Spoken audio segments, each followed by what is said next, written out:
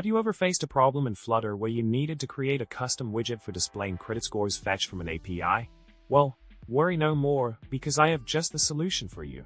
The challenge here involves designing a UI similar to the one shown in the attached screenshot. The custom widget should be able to display credit scores dynamically and allow for real-time updates. Let's dive into this problem together and see how we can tackle it effectively. Now, let's focus on the solution provided to address the issue at hand. The key component here is the GradientSlider widget, which is a stateful widget responsible for rendering the custom credit score slider. This widget allows for customization of minimum and maximum values, as well as a callback function, onValueChanged, that triggers a postback action when the slider is moved. The initState method sets the initial slider value to the middle of the specified range, ensuring a balanced start for the widget. Moving on to the implementation of the GradientSlider widget, we can see a complex structure involving multiple nested widgets to achieve the desired UI.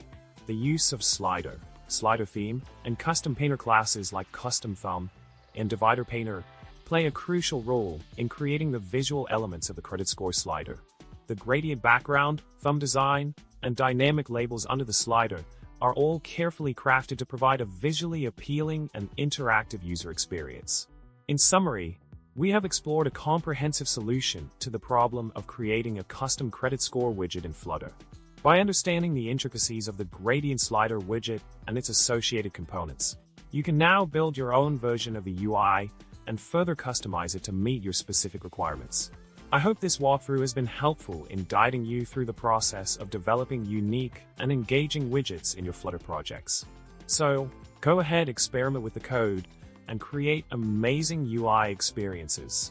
Remember to subscribe, like the video, and leave a comment below with your thoughts. Stay tuned for more exciting content.